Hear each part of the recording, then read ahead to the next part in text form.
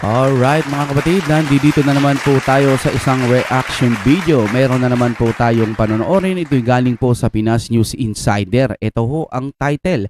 Naglabas ng ultimatum ang COA, Ombudsman. Nako mga kapatid. Ulitin natin.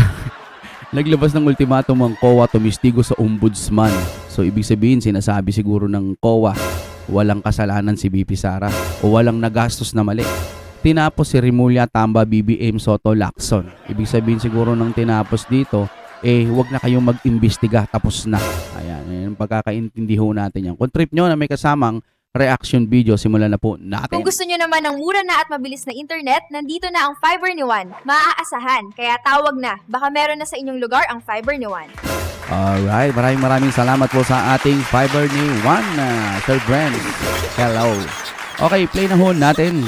Ito, ang balita ngayon, trending at pinag-uusapan ngayon sa mundo ng social media. Ang di umano'y balitang, kahit anong ngarong pilit niyong siraan at halos taplakan ng lupa ang Vice President na si Sara Duterte ay sadyang nanaig pa rin ang katotohanan laban sa kasinungalingan. Matapos ang halatadong galawan ni Boyeng Remulla at tila tinira kagad ang confidential fund ni Vice President Sara Duterte at tila questionableng pagkakatalaga nito bilang ombudsman para lang di umano pabagsakin ang mga Duterte at para umano ipakulong at gawa ng samut-saring kaso ang Vice President na si Sara Duterte. Ito'y ayon sa matinding revelasyon ng President sister na si Senator Amy Marcos. Di man raw pinangalanan, ngunit natapwat na sa pulito ng katotohanan at kahiyan dahil Commission on Audit naglabas ng report at tila binasag ang katotohanan matapos patunayan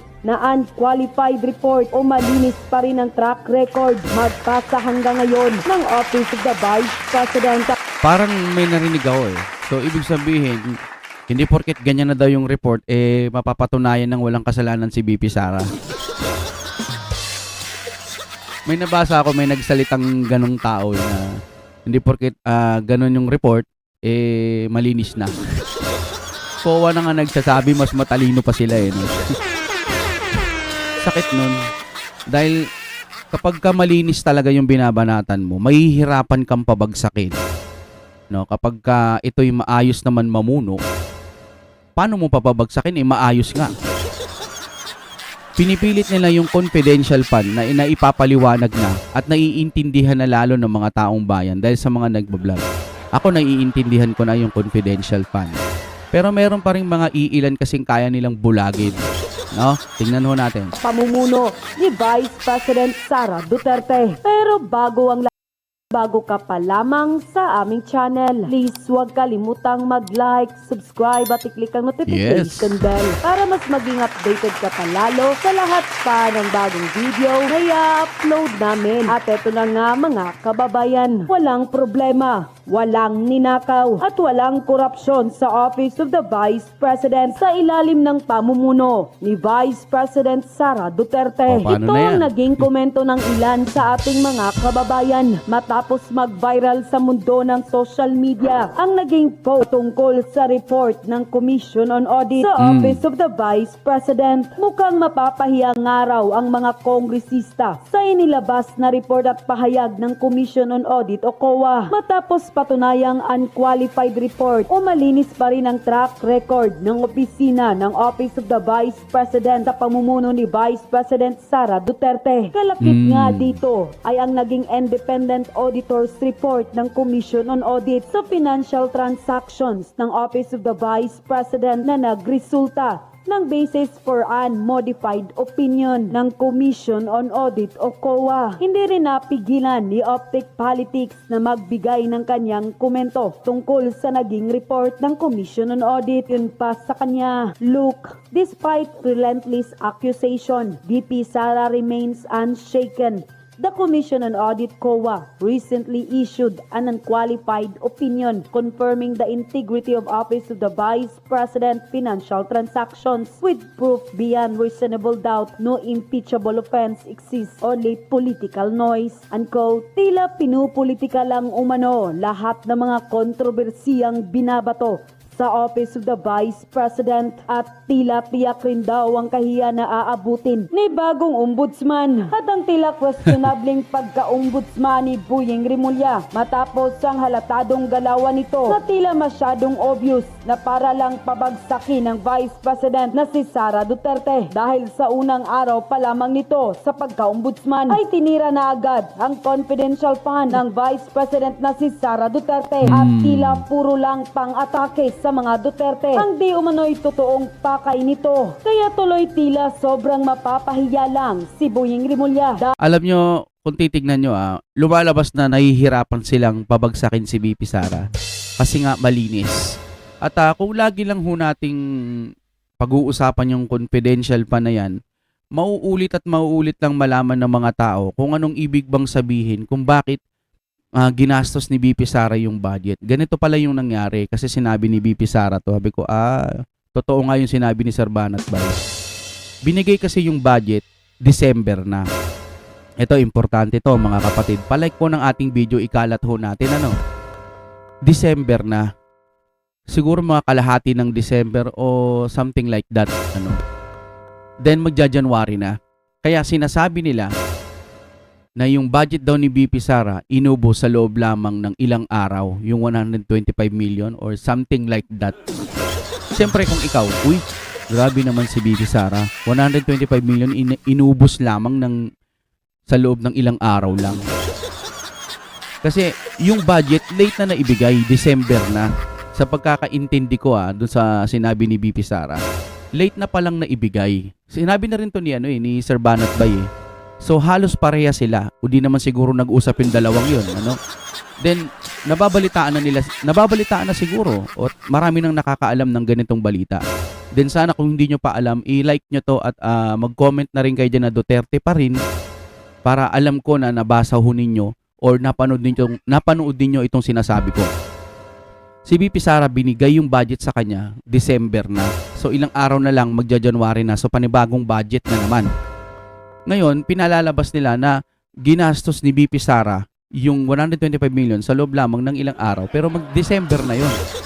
Ginawa ni VP Sara ng paraan para kahit papano maibsan agad at magawa ng paraan papano gagastusin yung 125 million na hindi nila inaasahan na kaya pala ni VP Sara na malinis doon sa COA. Base lang ho ito sa pagkakaintindi ko. Bahala ho kayo kung hindi kayo maniwala. At bawian sana ng buhay yung mga bayaran. Kasi baka sabihin nyo, kaya ka nagsasalita ng ganyan, Kuya Ding, baka bayaran ka. Hindi. Mawalan na sana ng buhay yung mga bayaran. Kung itong sinasabi kong ito, ang magpapatunay na hindi ako bayaran, mapahamak sana lahat ng mga bayaran. Diba? Kontento tayo dyan. Ay, kontento. Confident tayo dyan. Kung may bayad sana, ang sarap sana mag-vlog ng maraming sa loob ng isang araw, mga 10. Diba? Yung kabila, ganadong-ganado sila kasi baka lang naman bayad. O yun na nga, tuloy na tayo. Tapos sa confidential fund naman, na yung may papiatos-piatos na magpasa hanggang ngayon, nakita ko lang din na doon sa House of Representatives, nakaupo si VP Sara mag-isa tapos lahat sila doon, di ba? May nagtanong yung bakit piatos-piatos. Sa totoo lang, pwede niya nang sagutin na parang ang anga mo naman. Ilang beses, hindi ka ba nanonood ng TV? O puro bias lang kasi na pinanunood mo? Kaya pala, piatos, may mga ganong pangalan doon po sa confidential fund or etc. kung ano man yan. Hindi kasi pwedeng ilagay yung totoong pangalan. Kasi yung confidential fund, pwede kasing gamitin sa mga kurakot, sa mga makakaliwang grupo, sa mga oligarko, o yung may mga raid na gagawin sila para po malinis, para mawala yung mga katiwalian, magnanakaw, mga durugista, etc. o mga oligarko. Ngayon, kung ilalagay mo yung buong pangalan doon, halimbawa, Juan de la Cruz de la Rosa, tapos makita ng mga oligarko na nagbayad doon sa mga taga-gobyerno, alamin mo kung sino yung mga magpapatumba sa atin o yung mga magre-raid sa atin para unahan natin o hindi naman kaya lagyan natin ng malaking pera. Diba? Kaya iniligay yung piatos, kaya hirap na hirap sila malaman kung sino talaga yung mga magre-raid. Nangangamote sila. Kaya itong pinipilit nilang alamin bakit ito ang mga nakapangalan. Hindi ka naman siguro eng-eng kaya ka nga nandiyan dyan sa loob ng gobyerno kasi nga siguro nag-aral ka, hindi ka man nakaabot ng mga college o may mga pinag-aralang attorney, siguro naman aware ka na sa mga ganun, sa confidential fund na hindi pwedeng ilagay yung totoong pangalan kasi nga mapapahamak sila. Juan de la Cruz de la Rosa, nilagay ko sa papel. Tapos ang i-raid nila yung mga malalaking sindikato na nakakapirwisyo na dito sa Pilipinas.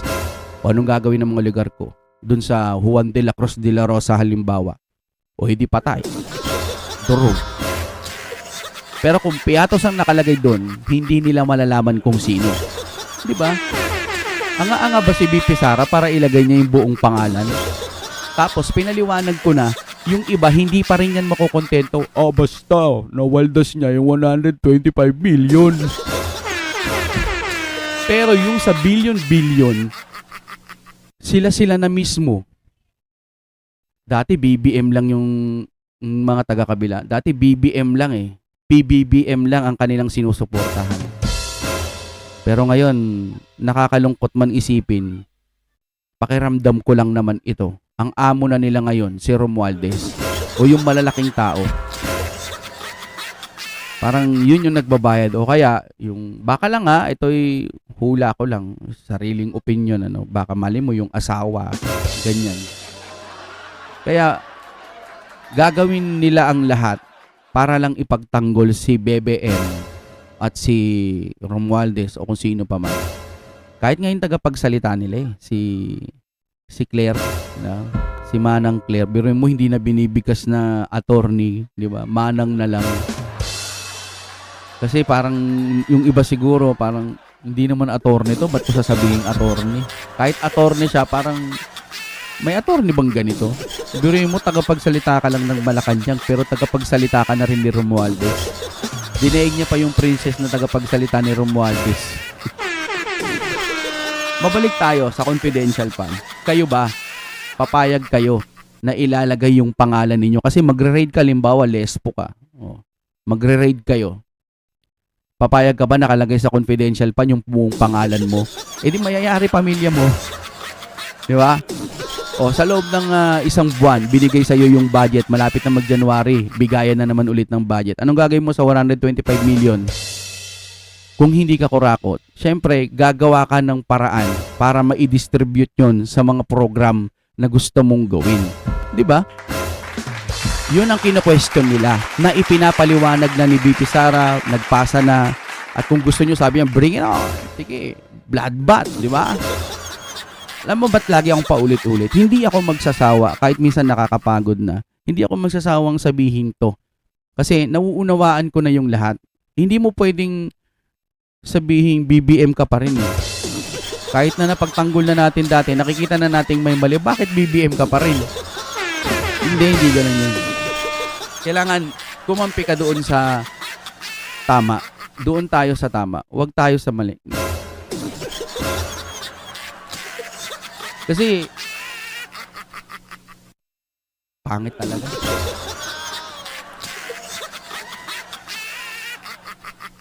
Mga kapatid, huwag ho kayong gagaya sa mga bayaran.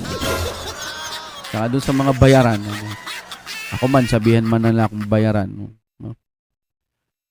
Bawian sana ng buhay yung mga bayaran. Diba? Talaga, para ano na.